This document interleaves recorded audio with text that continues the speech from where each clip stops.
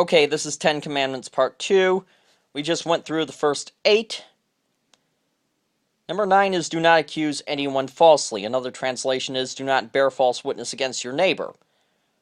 Commonly understood to mean you shall not lie, and that is a large part of it, but it's not all of it. It's about upholding justice.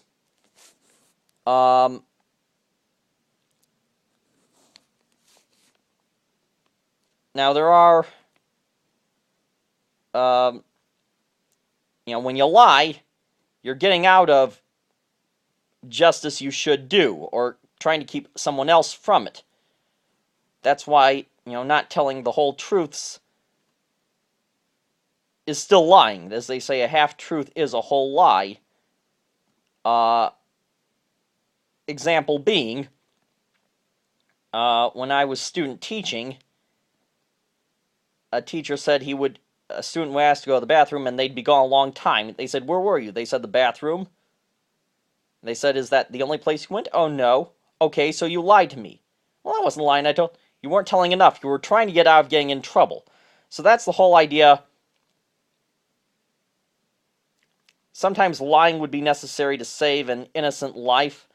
Like if you lived in Germany, in Nazi Germany, and you're lying to divert the Nazis away from the Jews. But you have to remember, such circumstances happen very seldomly. Of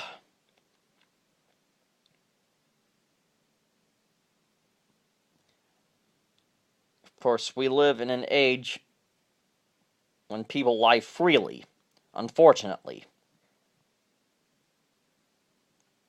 And then the last one, do not desire another man's house. Do not desire his wife, do not desire his slaves, his cattle, his donkeys, or anything else that he owns. Now,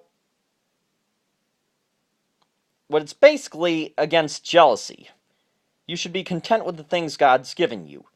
Now, it's not to say, "Oh, I like his car, I'm going to buy one of his own." Well, if you have the money to afford it, good for you. But the bottom line is,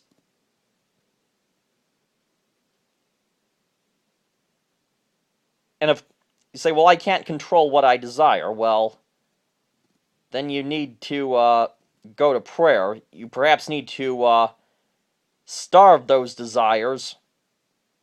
And I know from personal experience, if a desire or a habit is not fed, it dies out. But anyhow, it's saying it's okay to want more than you have. But first be content with God is given you. Jealousy of someone else is wrong.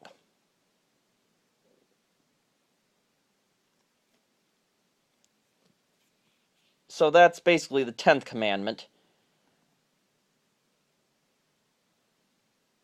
Now,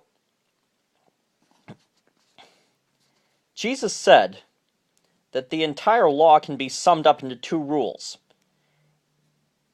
Love the Lord your God with all your heart, with all your soul, and with all your strength, and 2, love your neighbor as yourself. The first 4, as I said, deal with your relationship with God.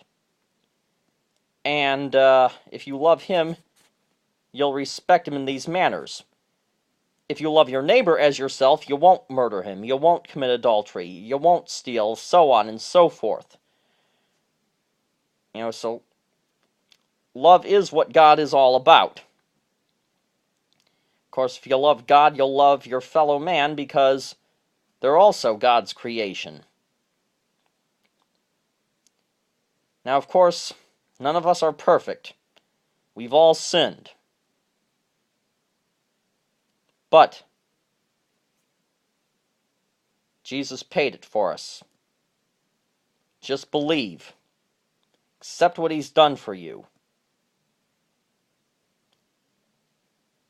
And they'll put you right with God in God's sight. May this message be a blessing to you, and to God be the glory. Amen.